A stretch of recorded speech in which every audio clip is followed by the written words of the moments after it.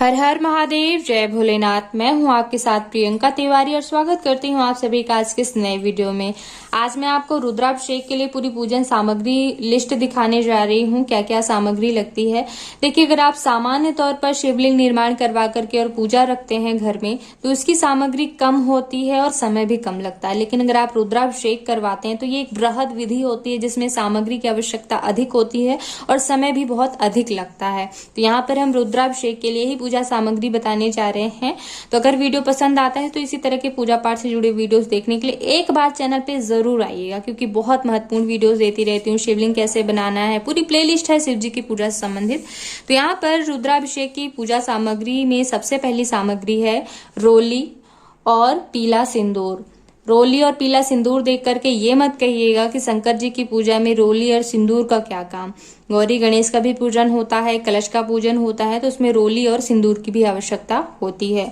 भगवान भोलेनाथ के लिए अष्टगंध चंदन का चूरा चाहिए होगा और आपको पिसी हल्दी भी चाहिए होगी। पिसी हल्दी भी रख लीजिएगा, क्योंकि गौरी गणेश के पूजन में पिसी हल्दी का भी उपयोग किया जाता है। साथ ही साथ आपको खड़ी हल्दी यानी कि हल्दी की गांठ भी चाहिए होंगी, क्योंकि जैसे कि भगवान को पान सुपारी के साथ जो है हल्दी भी रखकर अर्पित की जाती है और कलश में भी डाली जाती है। तो हल्दी के काफी प्रयोग हैं। तो पिसी हल्दी और खड़ी हल्दी दोनों आपको चाहिए होंगी। 50 ग्राम जो है आप खड़ी हल्दी ले आइएगा। सुपारी छोटी वाली आपको 100 ग्राम चाहिए होंगी, छोटी छोटी आती हैं, तो वो आप ले आइएगा। बड़ी सुपारी आपको 5 चाहिए होंगी। आप लौंग 2 तोला रखिएगा, इलायची 2 तोला, पान आपको 21 चाहिए होंगे। 5-10 रुपए के मिल जाते हैं पान, तो आप जो है कम से कम 21 रहें, ऐसा देख लीजिएगा। अगर ज्यादा के मिले तो फिर ले आइएगा। और जनेऊ आपको 5 चाहिए होंगे।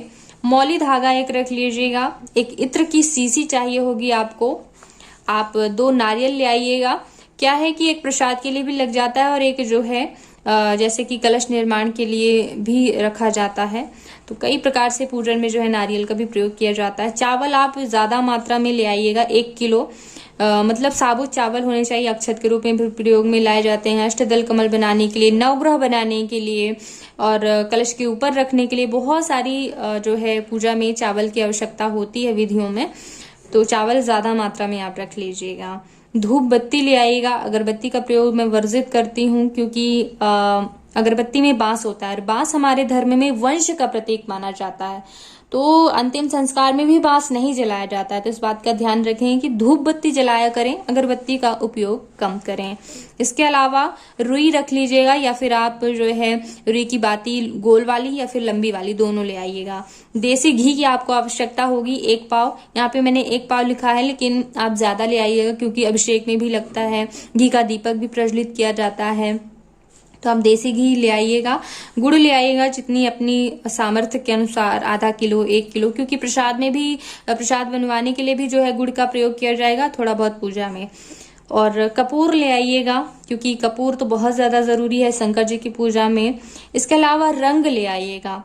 इसके अलावा आप रंग ले आइएगा। छोटी छोटी शीशियों में अलग अलग रंग मिलते हैं। रंगों का प्रयोग जो है नवग्रह निर्माण के लिए किया जाता है। कई रंग के जो है नवग्रह निर्माण किए जाते हैं। तो रंगों में लाल रंग, पीला रंग, काला रंग और हरा रंग ले आइएगा। और सुगंधित तेल ले आइएगा, पूजा में प्रयोग में लाया जाता है। इत्र तो है ही, पहले ही बता दी हूँ।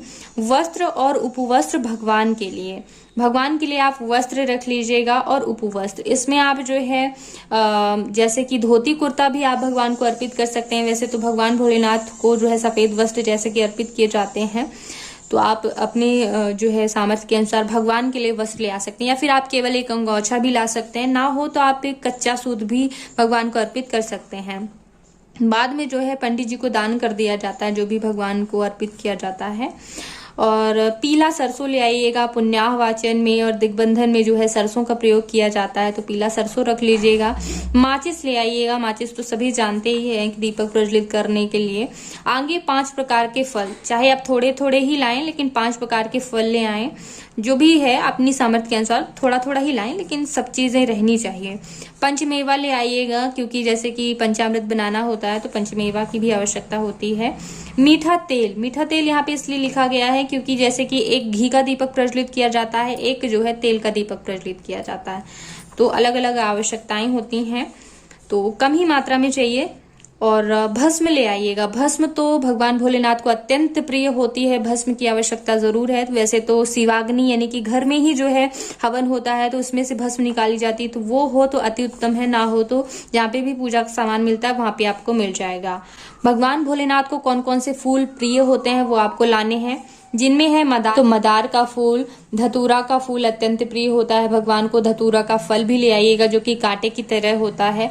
वैसे मैंने प्रत्यक्ष रूप से पूरी पूजा सामग्री का वीडियो अलग से दिखाया हुआ है, मतलब क्या क्या सामग्री है, तो उससे आपको पहचान भी हो जाएगी कि धतूरे का फूल कैसा होता है, कनेर का फूल, बहुत से मैंने चीजें दिखाई हुई हैं तो आप देख सकते हैं।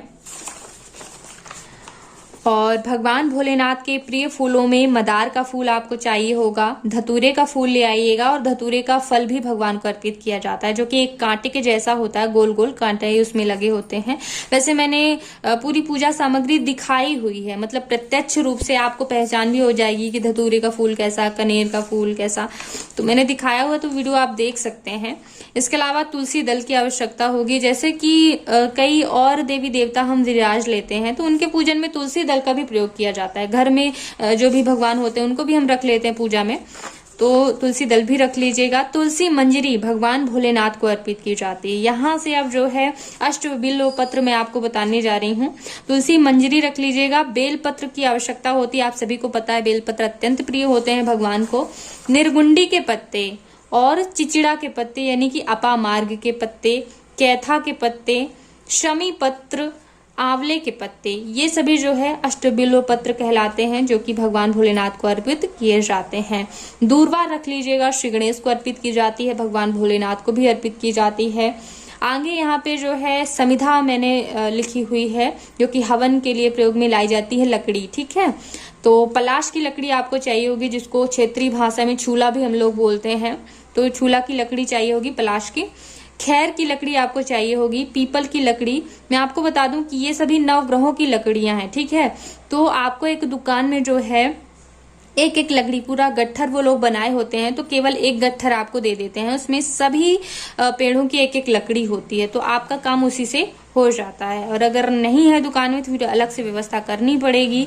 तो खैर की लकड़ी के बाद पीपल की लकड़ी, गूलर की लकड़ी जिसको उमर का पेड़ भी बोलते हैं, शमी की लकड़ी, ये शनिदेव के लिए जो है हवन के लिए प्रयोग में लाई जाती है। चंदन की लकड़ी, मदार की लकड़ी और कुशा, और चिचिड़ा की लकड़ी, आम की लकड़ी।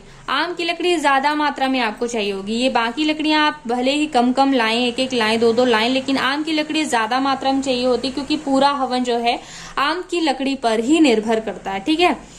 तो और उपले भी आप रख लीजिएगा, गाय के उपले, गाय के गोबर से बने उपले। और आगे जो है भगवान के अभिषेक के लिए दूध आप 3 लीटर ले आइएगा। जितनी आपकी सामर्थ्य हो आप उतना दूध ला सकते हैं। शुद्ध दूध आप अभिषेक के लिए प्रयोग में ला सकते हैं, 3 लीटर 5 लीटर, उसी के हिसाब से दही आप जो है आधा किलो ला सकते हैं। और घी ले आइएगा भगवान के अभिषेक के लिए। शहद, खांड आता है, गुड़ के जैसा दिखता है। और पंचामृत बना लीजिएगा, दूध, दही, घी, शक्कर, शहद मिला करके। गंगा जल की आवश्यकता जरूर होती है क्योंकि गंगा जल अत्यंत प्रिय होता है भगवान को। गुलाब जल रख लीजिएगा, गुलाब जल ले आइएगा। शुद्ध जल तो आप रखेंगे ही। गन्ने का रस आप जो है व्यवस्था कर सकते हैं, गन्ने के रस से भगवान का अभिषेक किया जाता है। कहते हैं गन्ने के रस से भगवान का अभिषेक करने से जो है सभी मनोकामनाएं पूरी होती हैं। गन्ने का रस आप बनवा कर ला सकते हैं। और फूल कुछ मैं भूल गई थी, कनेर के फूल आप रख सकते हैं, जैसे कि गौरी गणेश का, कलश का पूजन होता है, नवग्रह का पूजन होता है, तो फूलों की आवश्यकता काफी मात्रा में होती है। अन्य फूलों में जैसे कि लाल फूल गौरी माता को प्रिय होते हैं और पीले श्री गणेश को, तो उस हिसाब से अन्य फूल भी आप रख लीजिएगा। मुनक्का रख लीजिएगा। भांग भगवान भोलेनाथ को अर्पित की जाती है। कमलगट्टा, कमलगट्टे के बीज भगवान भोलेनाथ को अर्पित किए जाते हैं, इतने छोटे छोटे काले काले होते हैं। अब कमलगट्टा ले आइएगा, गुग्गुल ले आइएगा और कपड़ा ले आइएगा। वस्त्र क्या होता है कि भगवान को आसन देने के लिए प्रयोग में लाए जाते हैं, जैसे कि नवग्रहों का निर्माण किया जाएगा तो चौकी में भी छाए जाएंगे वस्त्र, तो उसके लिए आपको आसन के लिए जो है वस्त्र चाहिए होंगे, जिनमें से आपको सफेद, लाल, पीला कपड़ा आपको चाहिए होगा 1-1 मीटर। तो ब्लाउज पीस आते हैं, आप उनको ला सकते हैं, बड़े आसानी से जो है वो प्रयोग में आ जाते हैं। 20-20 रुपए के मिलते हैं और 20 के भी, ज्यादा के हिसाब जैसा भी आपका हो। और लकड़ी का पाटा रख लीजिएगा। 2 लकड़ी की चौकी आपको चाहिए होंगी जैसे कि नवग्रह बनाने के लिए, भगवान भोलेनाथ को विराजने के लिए। वैसे 3-4 पटे आप रख लीजिएगा, क्योंकि फिर पूजा बढ़ती जाती है, तो जैसे कि षोडश मातृका भी बन गई, तो ऐसे। आगे यहाँ की सामग्री जो है आपको अपने घर से एकत्रित करनी है। जैसे कि एक बड़ा गहरा आपको जो है बर्तन चाहिए होगा, जिसमें आप भगवान भोलेनाथ को विराजेंगे, उसमें अभिषेक करेंगे। तो ऐसा पात्र लेना होता है जो कि गहरा हो, जिसमें बहुत सारा दूध, दही, घी, शक्कर से अभिषेक करेंगे तो उसमें आ जाए, ऐसा पात्र आपको चाहिए होता है। तो बड़ी कोपरी जिसको बोलते हैं पीतल की, जिसमें आटा लगाया जाता है, तो वो आप रख सकते हैं, या फिर कोई भी बड़ा बर्तन होना चाहिए जिसमें अभिषेक के लिए मतलब पर्याप्त जगह हो। ठीक है, और 2 थाली रख लीजिएगा। वैसे थाली काफी सारी लग जाती हैं, एक फूल रखने के लिए, एक प्रसाद रखने के लिए, घर का प्रसाद, एक फल फूल रखने के लिए, एक और कई सामग्री रखने के लिए, तो थाली की आवश्यकता तो बहुत होती है। इसी प्रकार से लोटा 2 रख लीजिएगा, एक पीतल का लोटा, एक तांबे का लोटा, एक कलश बनाने के लिए, एक स्नान करवाने के लिए रख लीजिएगा। दीपक रख लीजिएगा कुछ आप मिट्टी के या फिर जो भी हो आपके पास। आरती के लिए ज्योति दीपक आप रख लीजिएगा, आरती का सामान। और कटोरियां आप कई रख लीजिएगा, सिर्फ 2 मैंने लिखी हैं, लेकिन जैसे कि प्रसाद वगैरह भगवान को अर्पित करने के लिए, देखिए डिस्पोजल का लोग यूज करते हैं। जैसे कि भगवान को भोग अर्पित करना है तो लोग डिस्पोजल का यूज करते हैं। मैं आपको हाथ जोड़कर कहती हूँ, विनती करती हूँ आपसे कि जो ये पॉलीथीन होती है वो अशुद्ध होती है। कृपया करके या तो प्लास्टिक के जो मतलब पत्तों का जो दोना आता है उसकी व्यवस्था करें, जो पत्तों का दोना बनता है, या फिर आप घर के स्टील के बर्तनों का यूज कर लें, और फिर प्रसाद के बाद जो है आप वापस घर में रख सकते हैं। वैसे पत्तों का दोना आप उपयोग करें, अति उत्तम है, लेकिन प्लास्टिक के जो है भगवान को अर्पित करने के लिए वो अशुद्ध होता है। बाकी जैसी आपकी इच्छा, जो भी आपका मन पड़े। तो कटोरियां इसीलिए मैंने लिखी हैं कि जैसे कि अगर नहीं हो पा रहे हैं मतलब पत्तों के दोने, तो फिर आप कटोरी में भगवान को प्रसाद अर्पित किया करें, क्योंकि वो भगवान है, वो इंसान नहीं है कि उनको डिस्पोजल में दे दिया। खैर, रोट और पंजीरी जो है आपको प्रसाद के लिए चाहिए होगी, यानी कि आप जो है आटे और गुड़ को मिला करके जो है पूड़ियां बनाएंगे, उसमें मोयन वगैरह मिला करके, उसको रोट बोलते हैं क्षेत्रीय भाषा में। और पंजीरी का प्रसाद यानी कि आटे को जो है भून करके घी में, और उसमें जो है पंचमेवा और जो है मतलब शक्कर गुड़ वगैरह मिला करके पंजीरी का प्रसाद बनाया जाता है। तो ये दोनों प्रसाद बना लीजिएगा। सप्त धान्य चाहिए होता है। सप्त धान्य यानी कि पूजक की दुकान में मिल जाता है, जहाँ पे भी पूजक सामान मिलता है, यानी कि 7 प्रकार का अनाज प्रयोग में लाया जाता है पूजा में। ठीक है, सप्त मृत्तिका यानी कि 7 प्रकार की मिट्टी का प्रयोग किया जाता है, तो वो जो है आपको दुकान में मिल जाएगा, कोई दिक्कत नहीं होगी। पूरी लिस्ट लेके आप जाएं तो आराम से सामान मिल जाता है। सर्वौषधि का प्रयोग किया जाता है पूजा में। गुलाल ले आइएगा, अबीर। यहाँ पे जो मैंने आचार्य वर्ण के लिए लिखा हुआ है, तो यहाँ पे जो भी आप आचार्य को दान करना चाहते हैं, चाहे वो वस्त्र हो, चाहे वो बर्तन हो, चाहे वो अनाज हो। अगर आप बर्तन लेना चाहते हैं तो 5 बर्तन, यानी कि एक गिलास, एक लोटा, एक कटोरी, एक चम्मच और एक थाली, ऐसे आप 5 बर्तन बना सकते हैं। अनाज कुछ रख सकते हैं, 2-2, 5-5 किलो, जो इच्छा बढ़े। ठीक है, 1-1 किलो भी रख लें। और वस्त्र, ये वस्त्र में धोती और कुर्ता ना हो, और साड़ी भी, जो भी हो सामर्थ्य, ना हो तो जैसी आपकी सामर्थ्य हो। तो आचार वर्ण वैसे जरूरी होता है, मतलब एक वस्त्र, कुछ बर्तन, थोड़ा सा अनाज, कुछ जरूरी तो होता ही है, वर्ण करना पड़ता है आचार्य का। तो आप जैसी सामर्थ्य हो वैसा आचार्य के लिए ले आइएगा। दक्षिणा तो उनको देनी होगी, जो भी उनका होता है। इसके अलावा मिठाइयाँ ले आइएगा, भगवान को भोग लगाने के लिए जो है मिठाइयाँ आप घर पे भी बना सकते हैं, फिर बाजार से आप ला सकते हैं। गोबर मैंने इसलिए लिखा है कि धरती को भी पवित्र करने के लिए, फिर जो है गौर बनाने के लिए, गौरी माता का निर्माण करने के लिए जो है गोबर का भी प्रयोग किया जाता है, या फिर हल्दी से भी बना सकते हैं अगर नहीं मिल रहा है। तिलों की आवश्यकता होगी, जैसे कि यहाँ पे हवन की मैं सामग्री मैंने लिखी हुई है। तो हवन में जो है तिल का प्रयोग किया जाता है, और जौ का और चावल का, इन तीनों को मिला करके बनाया जाता है हवन सामग्री। धूप भी आवश्यकता होती है हवन सामग्री में मिलाने के लिए। तो ये सभी चीजें जो है आप ले आइएगा, काफी मात्रा में लाइएगा, क्योंकि बृहद रूप से बड़ा हवन किया जाता है। तो कम से कम जो है आधा किलो ले आइएगा। और आम के पत्ते, वैसे मैंने पहले भी लिखे हुए हैं, आम के पत्ते जो है कलश में लगाने के लिए चाहिए होते हैं। वैसे तो 5 पल्लव लगते हैं, लेकिन नहीं अगर व्यवस्था हो रही है तो केवल अगर आम के पत्ते भी हैं तो उतने में भी जो है कलश का निर्माण हो जाता है। केसर ले आइएगा, कस्तूरी और मिट्टी चाहिए होगी आपको भगवान भोलेनाथ का शिवलिंग निर्माण करने के लिए। तो आप शुद्ध मिट्टी की व्यवस्था कर लीजिएगा। तो ये रही कुछ पूजन सामग्री जो है, आप स्क्रीनशॉट ले सकते हैं और जो है या फिर आप जो है पूरा वीडियो चला करके और लिस्ट बना सकते हैं और सामग्री जो है ला सकते हैं। इसके अलावा भी कुछ जैसे कि खर्चा आता है कि आप ब्राह्मणों को खिलाना चाहते हैं, ना केवल जो आचार्य पूजा के लिए आए हैं बल्कि कई और ब्राह्मण या फिर कई आसपास के परिवार जो होता है पूरा, तो पूरे परिवार के भोजन की व्यवस्था करनी चाहिए। तो उसी तरह से खर्चा हो जाता है। बाकी ये सामग्री का ही खर्चा है मेन, और दक्षिणा का थोड़ा बहुत।